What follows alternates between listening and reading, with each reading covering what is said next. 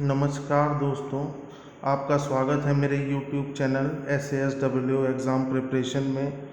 आज हम बहुत ही इम्पॉर्टेंट एक टॉपिक है टीए ऑन ट्रांसफ़र, जो कि 30 मार्क्स का आता है। पेपर 2 जो सर्विस रूल्स का होता है उसके बारे में डिस्कशन करेंगे।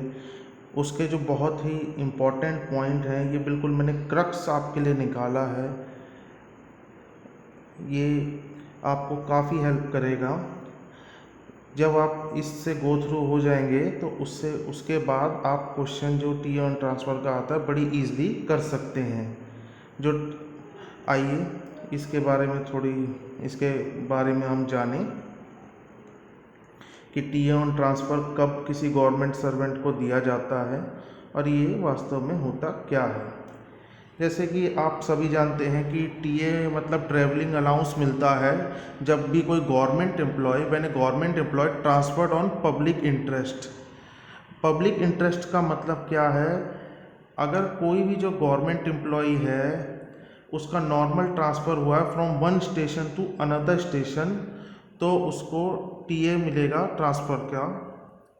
उसके ट्रांसफ़र होने पर अगर वो अपना ट्रांसफ़र अपने रिक्वेस्ट पे कराता है या उस अपने खुद के इंटरेस्ट के लिए म्यूचुअल ट्रांसफ़र लेता है या अपना खुद का ट्रांसफ़र कराता है, तो उसको टीए नहीं मिलेगा। जो टीए ऑन ट्रांसफ़र मिलता है वो सिर्फ पब्लिक इंटरेस्ट में, जब गवर्नमेंट सर्वेंट का ट्रांसफ़र होता है उसे तभी मिलता है। इसके मुख्यतः 4 कंपोनेंट हैं। इट इंक्लूड्स 4 कंपोनेंट्स कि क्या क्या मिलेगा टी ऑन ट्रांसफ़र में। तो एक तो जो मिलेगा, इन्हें मिलेगा travel entitlement for self and family. जब ट्रांसफ़र होगा, एम्प्लॉय जाएगा वो एक स्टेशन से दूसरे स्टेशन, तो उसका जो ट्रैवलिंग पे खर्चा होगा उसको वो मिलेगा, और उसकी फैमिली का जो खर्चा होगा ट्रैवलिंग पे उसको वो भी मिलेगा। इसके बारे में हम आगे वीडियो में डिटेल्स में जानेंगे। और इसके अलावा जो गवर्नमेंट सर्वेंट को मिलता है वो मिलता है कंपोजिट ट्रांसफ़र ग्रांट, जिसको हम शॉर्ट में सीटीजी भी बोलते हैं। इसके बारे में भी हम आगे जानेंगे।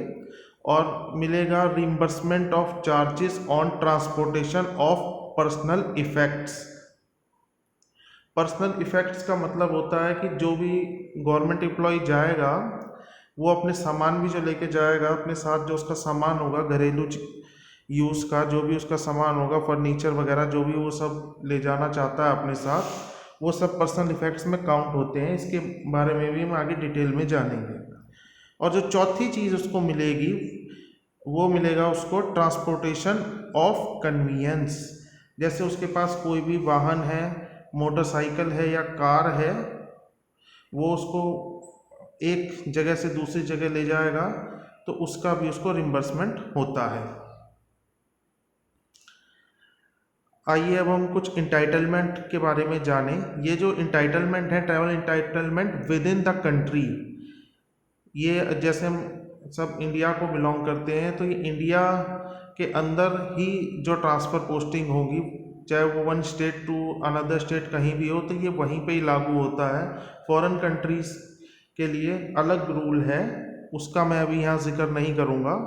उसका इन फ्यूचर में मैं जब भी कोई टीए ऑन ट्रांसफ़र पे कोई वीडियो बनाऊँगा तब मैं उसमें आपको उसका थोड़ी डिटेल में समझा दूँगा। हालांकि वो एग्ज़ाम से उसका कोई ज़्यादा रिलेशन है नहीं, वो आता भी नहीं है, but for knowledge you can read it.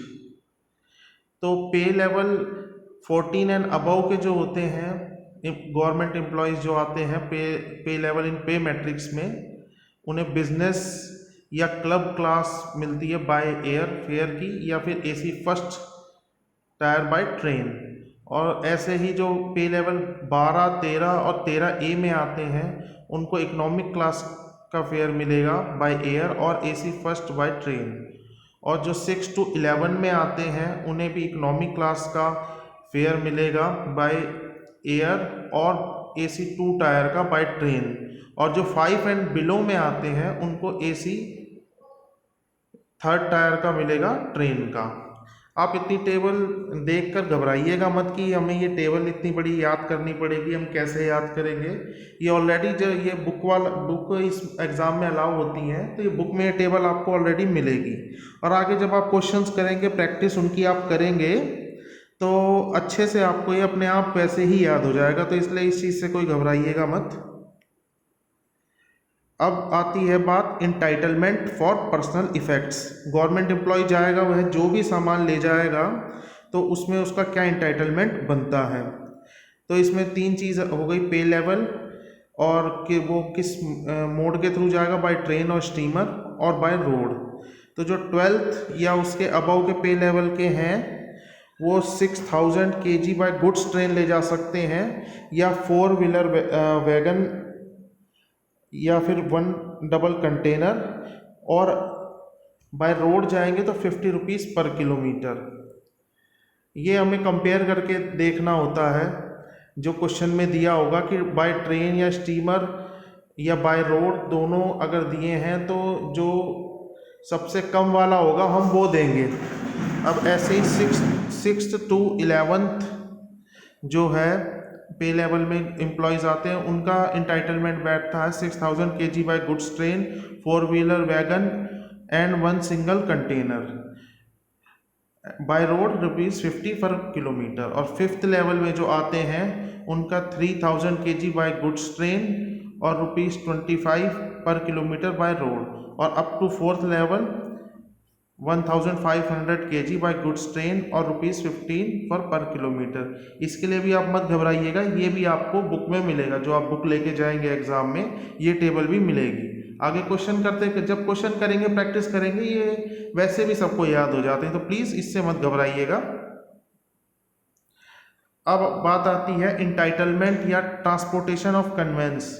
जब गवर्नमेंट एम्प्लॉय जाएगा, ट्रांसफ़र होगा from one station to another station, तो वो जो अपनी कार या मोटरसाइकिल ले जाना चाहता है तो ये उसके इंटाइटलमेंट के बारे में दिया हुआ है।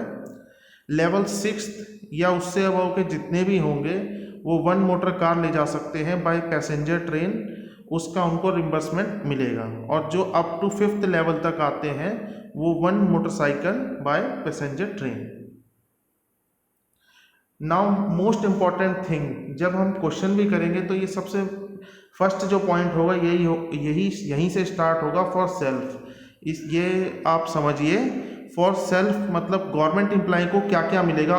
टीए ऑन ट्रांसफ़र के केस में उसको मिलेगा composite transfer grant 80% of last pay drawn.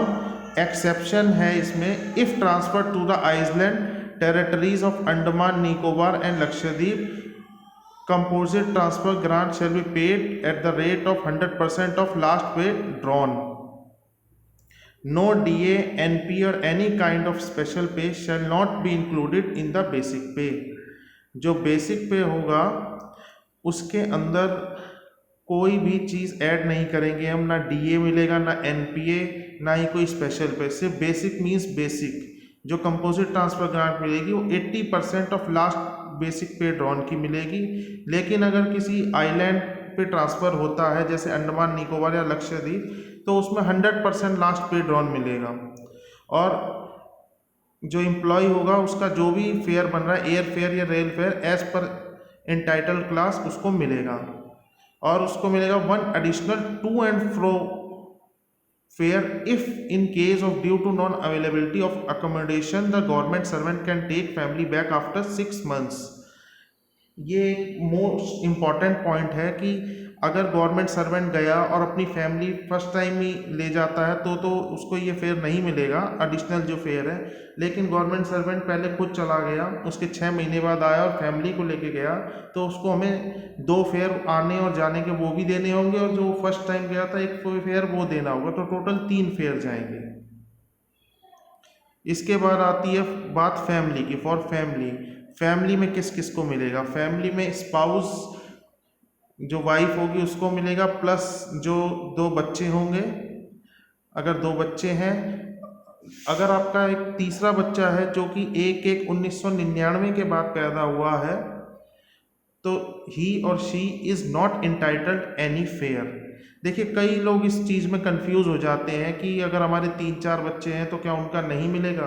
देखिए जो भी, अगर आपके 1999 के बाद 2 बच्चे हुए हैं तो उनका भी फेयर मिलेगा, लेकिन अगर 1999 से आपके जो पहले अगर 3 बच्चे हैं 1199 से, 3 हैं, 4 हैं, 5 हैं, उन सबका मिलेगा। लेकिन अगर 2 बच्चे हैं और उसके बाद एक बच्चा कोई 111999 के बाद पैदा हुआ है तो फिर सिर्फ 2 बच्चों का फेयर मिलेगा। और एक और इसमें अच्छा पॉइंट है, if child less than 5 years no fare. अगर 5 साल से छोटा बच्चा है तो उसके लिए कोई फेयर नहीं है। 5 to less than 12 years half fair.